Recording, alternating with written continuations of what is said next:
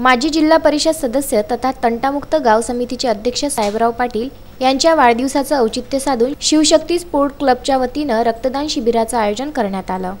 या शिबिरामध्ये 65 दात्यांनी रक्तदान करून रक्तदान सर्वश्रेष्ठ दान सिद्ध केलंय। माजी जिल्हा परिषद सदस्य साहेबराव पाटील यांचा वाढदिवस विविध समाज उपयोगी उपक्रमाने आगळावेगळा साजरा केल्यानं समाजापुढे आदर्श निर्माण झाला आहे।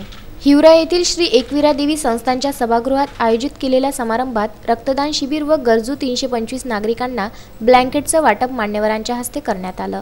तर उमरी पठार येथील संत डोलाराम वृद्धाश्रमात असलेल्या गरजूंना साहेबराव पाटील यांच्या हस्ते साहित्य वितरित करण्यात आलं। या कार्यक्रमाचे अध्यक्ष म्हणून पंजाबराव देशमुख खडकेकर, तर प्रमुख पाहुणे म्हणून सीताराम पाटील, संभाजीराव नरवाडे, मुख्याध्यापक मुकुंद पांडे, संदीप ठाकरे, पॉलिटिक्स स्पेशलचे संपादक रितेश पुरोहित, मोरेश्वर पांडे यांची प्रमुख उपस्थिती होती। विनोद खोंडे, विदर्भ न्यूज, हिवरा।